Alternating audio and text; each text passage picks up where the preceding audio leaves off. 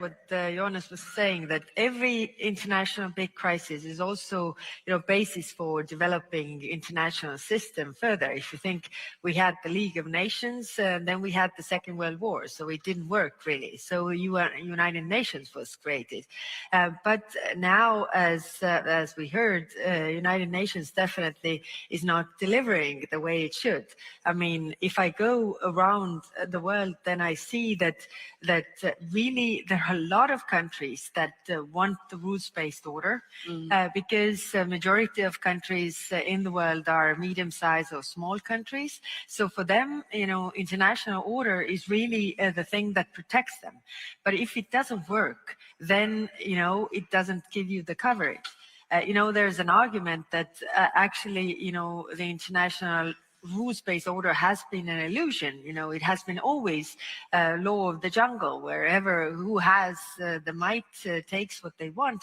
But even in jungle, you have animals cooperating. Yep. And I really see that we are in this situation where we have to really develop this international law further with those countries who want the rules-based order. And what is really lacking, because all of us want that there wouldn't be any wars. So what is lacking is the UN Charter is very good. I mean, the principles there are very good, but it lacks the accountability part, really. What happens if you breach those rules? So we have the Security Council at the moment, but, we have seen if a Security Council member attacks another country totally in breach of the UN Charter, then you can't really do anything. And I echo what you said. Also, it doesn't reflect the current world.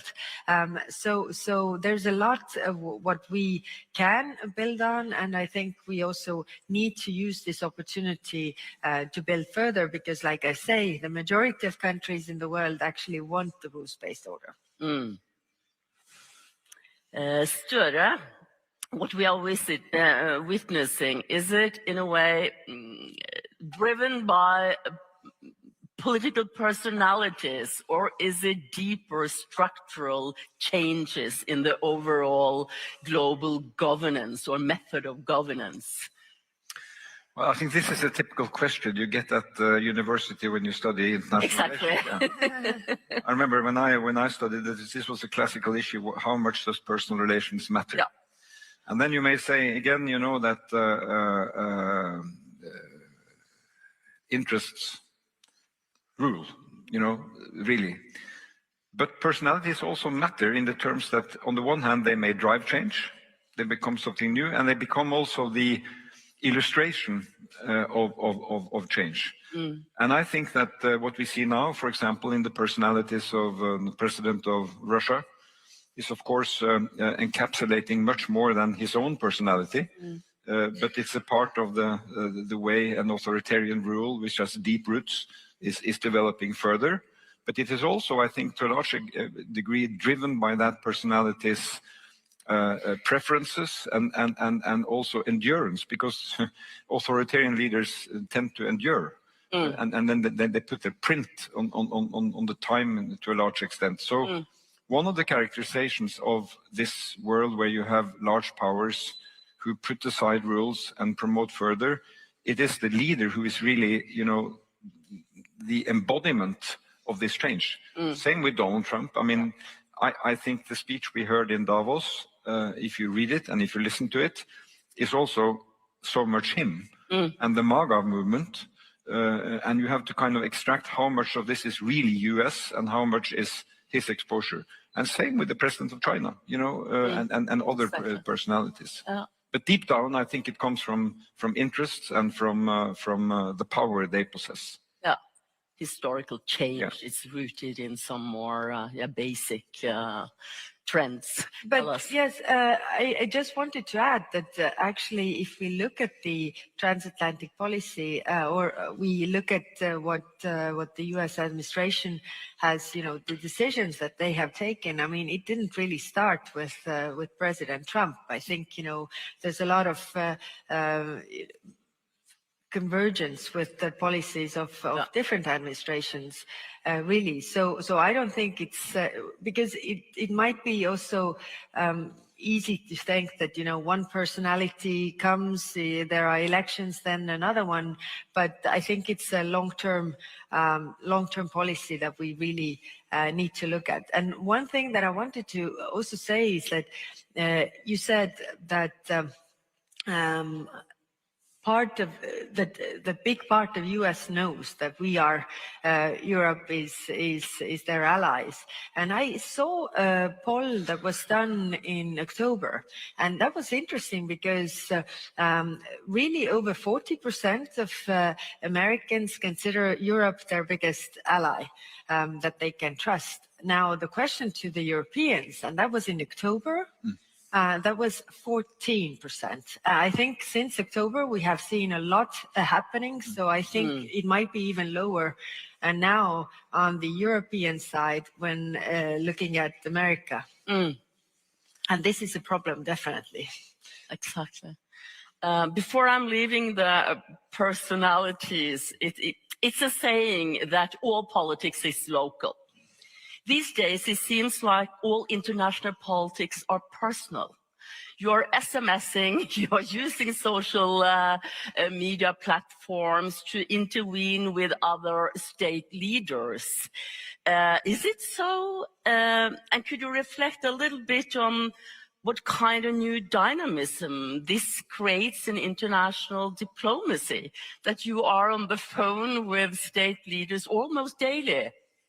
I think it's a new thing in international politics. The institutions is in a way as big platform being ignored. Well, I guess that all the officials around us are actually quite concerned that we are on the phone all the time or texting between each other, and they know nothing about this. So, but at the same time, I think, it really brings us closer that we are able to do this. And I think the times are really, really rapid. Like everything is happening so quickly that we also need to have the tools to, contact really quickly with the ones that we are like-minded, and of course also reach out to those who think differently. But think about it. I mean, there are many I see here in this whole experts of history.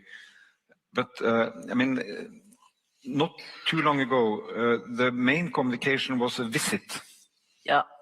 So when there was a visit by a state leader or a foreign minister, that's when you had the communication. So institutions are just 10,000 times too slow. You can't do it that way. And I think it's just a matter of logic that we use every opportunity to communicate, and things happen so fast. So take, for example, when you had this Board of Peace coming up, that Saturday morning, and Espen and I, the foreign minister, we were on the phone before 8 o'clock to say we have to, ask our legal experts to look at this. Before 10 o'clock, there were, I think, about 10 colleagues who had, connected to say, let's look at this together. And during the day, we had an analysis. You cannot wait until next week and, convene a meeting. It's just too late. And of course, for Kaja to run 27, I think she's she's my big hero, being courageous, and she has to reach unanimity in addition. Yeah. And if you go 100 years back, I think all the state leaders were around Queen Victoria's dinner table. Yeah.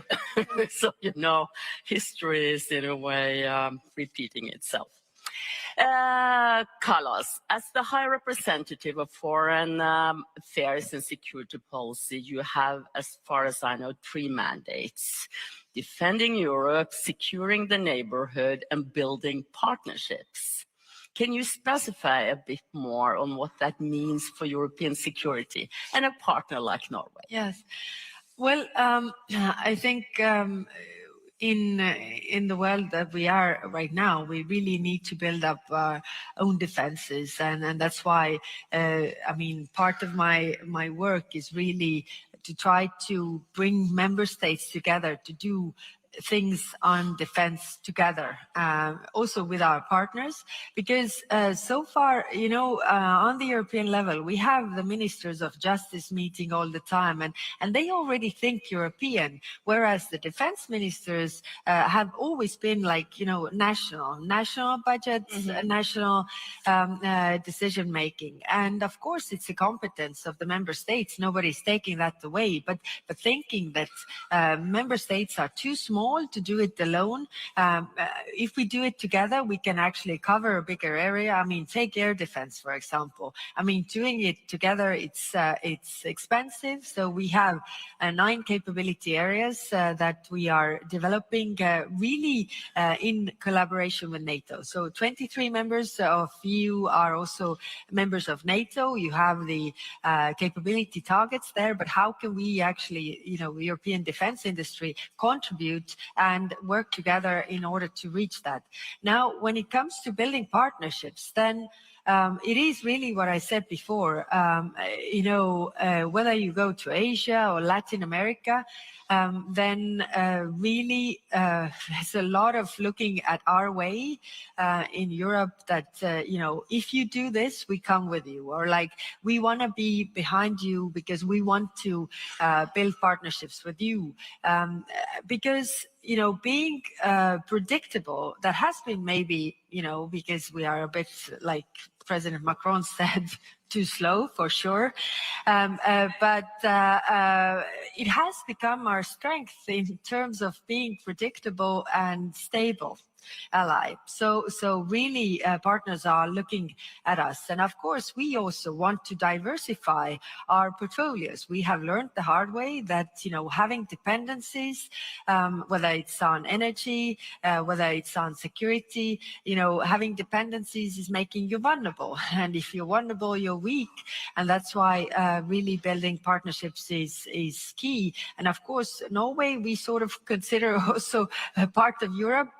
And that's why very close ally. We have a security and defense partnership, and in terms of economic security as well, the cooperation that we can do in this front. And when it comes to maritime security, I think also developing international rules further that they would,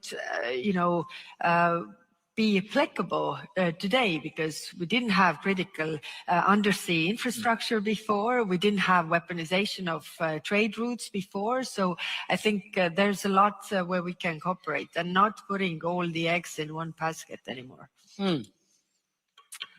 I have another question to you directly here from Karsten Friis. Kubelius has called for a new European Security Council comprised of the major powers of Europe to provide security leadership. Your thoughts on that?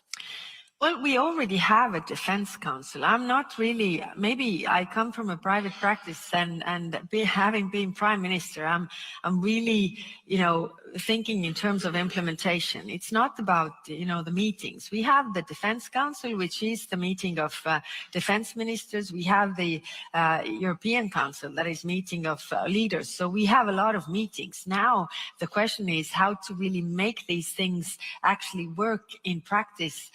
I mean, whether it's capability coalitions that we have built or other parts. So I don't think we need more institutions. We just need to implement the plans we already have. And you also said last week, I think, that a EU force separate from NATO was inconceivable. No, I said that was Secretary General of NATO who said that. But what I said is that those who say that we need a European army. Maybe, those people haven't really thought this through practically, because haven't been a prime minister. You know that you have one army, you have one defense budget. So if you are already part of NATO, and then you can't create a separate army, besides the army that you already have. Because in terms of crisis, what is the most important is the chain of command. Who gives orders to whom? And if you have like the European army and then you have the NATO, then, the ball just falls between the chairs. And this is extremely, extremely dangerous. That's why I say we have to strengthen European defense, which is also part of NATO. It is really complementary to NATO. Let's not throw NATO out of the window. Stoere, you said that you talked about the Euro NATO, that we have to strengthen the European pillar or the European group in NATO who has to deliver more. Is this the answer on a European? I think it's exactly what Kaja is saying, and exactly. Speaking from her experience. And I think actually those proposals that the European Union should be about defense and command structure is doing a lot of damage to the debate, because it's not the road we should travel. Yeah. Take that away. And I think, security in Europe now, if you think about it very pragmatically, with the UK outside the EU, but still a major military power with nuclear weapons and, its capabilities. Norway, not to be shy, lying there in the north looking out security. We have to break through this, and get that into pragmatism. NATO is there with a decision-making process among allies, which is in itself complex, but it is trained to work. And as I said in my intervention, I think, we will see a deepening of perspectives and purpose of the Northern European countries, which is natural. And I can understand that, for Giorgia Meloni in Italy, with her outlook, she has a different regional outlook around her. And she will have to deepen that also with countries close to her because of geography. And we will have to do something close to geography up north. So, Espen and I, when we were in government 20 years ago, we took this initiative of saying, let's bring NATO home. Because at that time, the kind of impression was that NATO commanders knew more about the mountains in Afghanistan than about the fjords of Norway. Yeah. And basically, I think that has, with history's many turns and tragedies, it has in a way succeeded that there is a focus now on defending the core territories. So I think, we have a good point of departure to this. I'll just come back to my point. When we now invest in defense to 3.5% and 5%, let us do that wisely. Because if we do it side by side, it will be waste. If we do it coordinated, it can be a formidable force of deterrence. Exactly. NATO threatens nobody, but nobody should be under the impression that they can threaten us. And NATO has one very valuable thing, and that's standardization of the forces. And I think that's very important also for the Europeans, because to have 178 different weapon systems is not going to bring us further. But there is also one request that we have as the European Union to NATO to share those standards, and information, because we can't help to our member states to develop those capabilities or do them together if we don't know everything that we need to know in this regard. And there, I think the 23 members that are members of both organizations have a particular responsibility. Yeah. And how do you see what kind of measures can be taken to improve the relationship between the EU and NATO in the years to come? Because I think that's the way to go. Yeah, no, the relationship between EU and NATO is very good. I mean, we are in constant contact, but the thing is that what is the NATO, all the members need to agree, sharing, some of the information that is, problematic for some members. If we think about, Turkey and we think about some European Union members. So we need to overcome those obstacles, because we really need to have, sharing of these things so we can help both organizations, really. But think about it, what has changed. I mean, a few years ago, NATO and the EU could not talk together. Yeah, I mean, exactly. it was blocked. And I think it was during Jens Stoltenberg's term that, the Secretary General of NATO could meet with the President of the European Council, and you can go to each other's meetings. So there's major progress done. So here I think, we have to be pragmatic. I think NATO really depends on European defense industry, coordinating, integrating, getting standards right, put away red tape, develop further. And let us now, again, not rule out the strong collaboration still with the United States. And I think, the thinking that, they will leave all of this and not see it as their interest will not be the case. Yeah. And, we come from the NATO summit last year in The Hague, I think with a significant unity of purpose that it is in our interest to protect. I read your defense minister in Aftenposten a couple of days ago. He said that we have been free riders on American security for many years. And I think, but what can we do with an ally like Donald Trump, who questions NATO's willingness to defend the US, but he sends 4,000 American troops to Norway this winter to exercise on Arctic warfare, in fact, of defending us in our geography? How should Norway respond to the different signals coming from DC these days? We sent per capita probably among the most to defend the US after 9/11. So, I mean, that debate we can take on different horizons. And I think, we will welcome those troops from the US at the cold response. It is very important for Norway's defense, but also Sweden and Finland and down to the Baltic Sea and our neighbors. But again, we don't go do collective security out of charity. There is a mutual thing here. Yeah.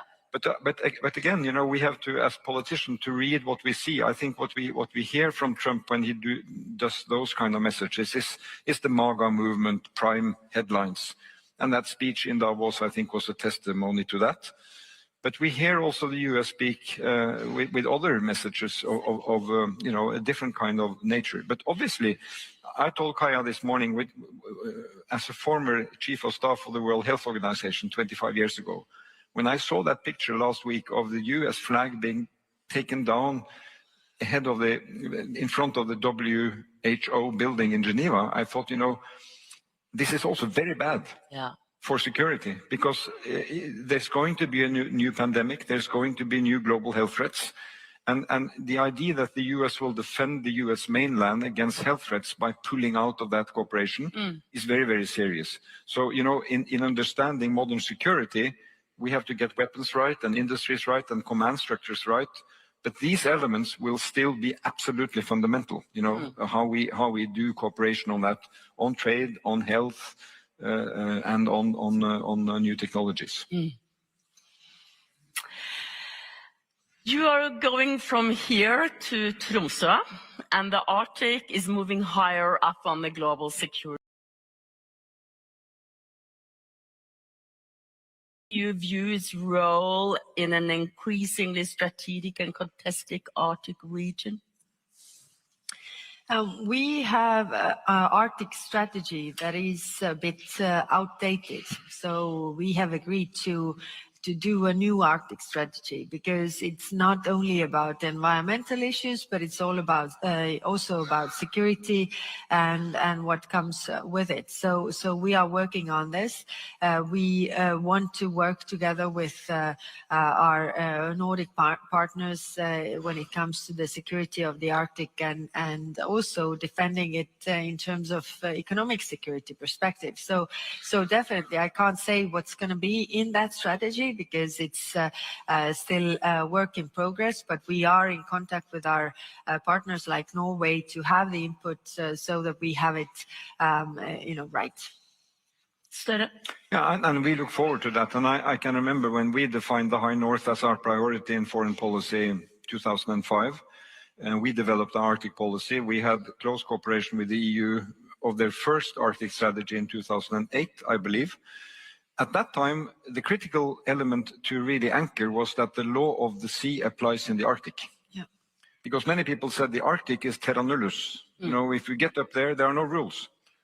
So we had, and I reminded my Danish friends and also American friends that a declaration signed in 2008 at Greenland, at Ilulissat, stating that basically the rule of the law of the sea applies. And although the US has not ratified the Convention of the Law of the Sea, since Ronald Reagan, they have respected it, said that, it applies. So that is one important area. So there are economic zones, there is rights and obligation of coastal states.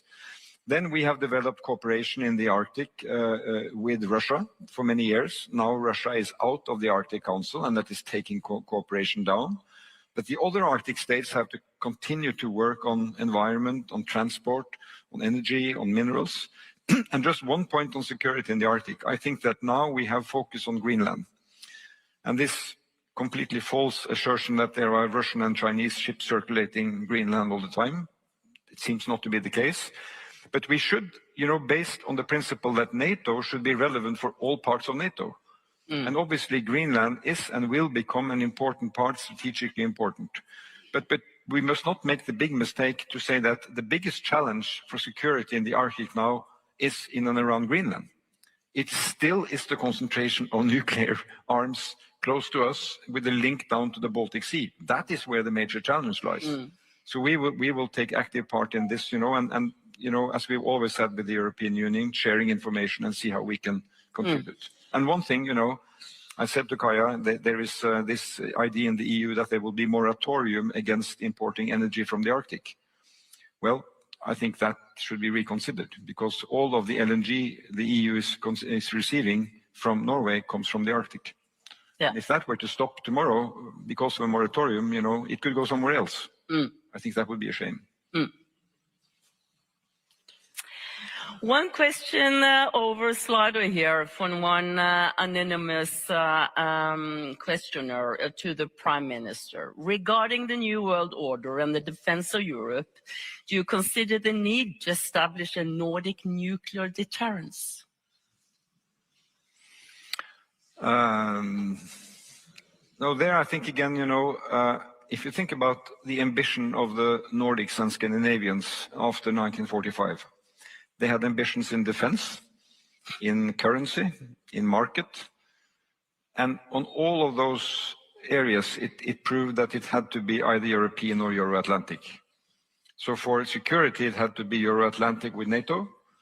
With markets, it ended up to be a European market, either the internal market membership or EEA. On currency, for some countries, it is the euro, for the bulk of countries. And the only area where we really moved ahead as Nordics was on passport-free travel. Very important in the 1950s already. But I think there will be a discussion among Europeans and should be a discussions about the nuclear deterrent. But it has to be European and inside the logic of NATO. But obviously, we have a NATO strategy which is very clear that the nuclear is a prime deterrent. But it is not Nordic. It is NATO and European. If I may add to this, this is also the sign of our times that that we have this thinking when it comes to a lot of countries in the world that whether we need a nuclear weapon, which is very dangerous development because so far, it was the non-proliferation and it was in everybody's interest really. But now, and it started with Russia's war because then a lot of countries saw that actually threatening with the nuclear weapon works. You get to walk away with what you want. Yeah. And okay, so there's a thinking, all those countries who have appetite for their neighbors' territories is like, okay, we should have a nuclear weapon because then we get what we want. And all those countries who are afraid of their neighbors think that, this is the only thing that works. So we should have a nuclear weapon. And I think, in terms of the world order, this is a very dangerous development. Exactly. Time is running. I would like to end with the main security threat in Europe. That's Ukraine. It's Russia's war against Ukraine. It's going into its 5th year this February.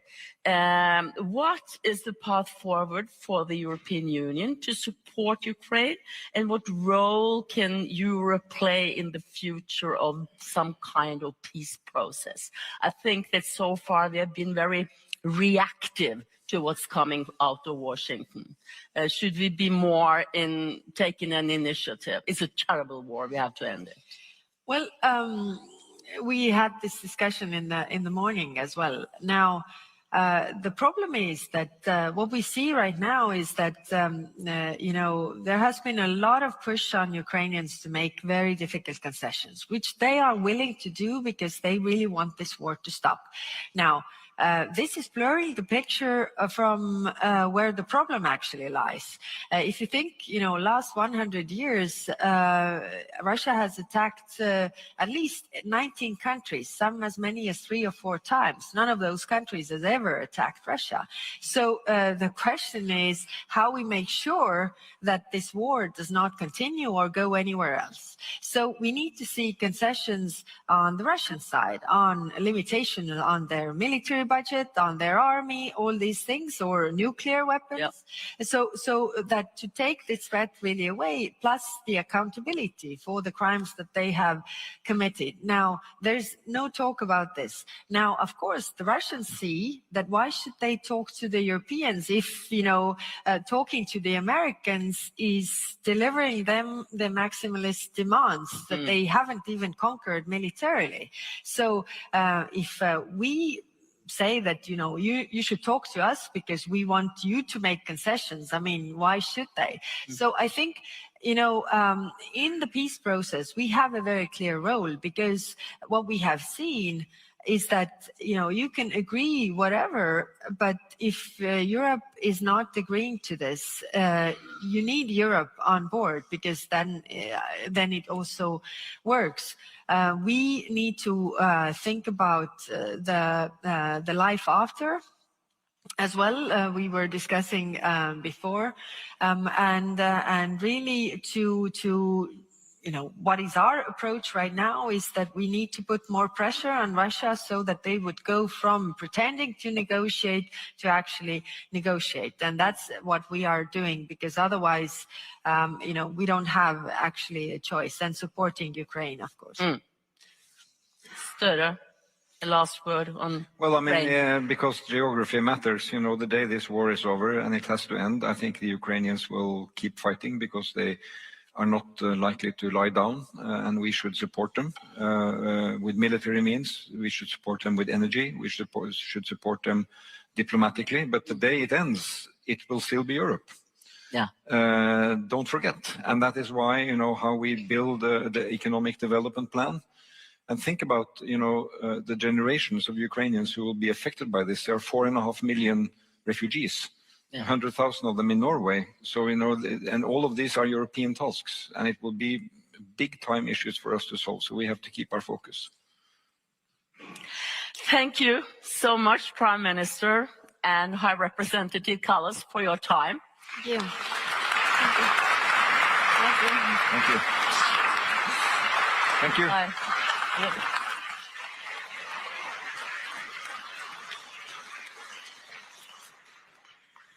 And while they are leaving, it is my great pleasure to invite to the stage Deputy Secretary General of NATO, Radmila Shekerinska. Please, Shekerinska.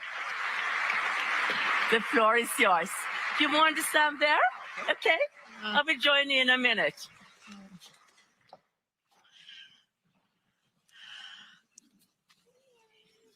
Good morning, and it's great to follow this very interesting, very honest, and very open discussion. And it gives me really a great pleasure to be, for the first time, within this building. I remember visiting Norway many years ago. I was still a student, if I remember correctly.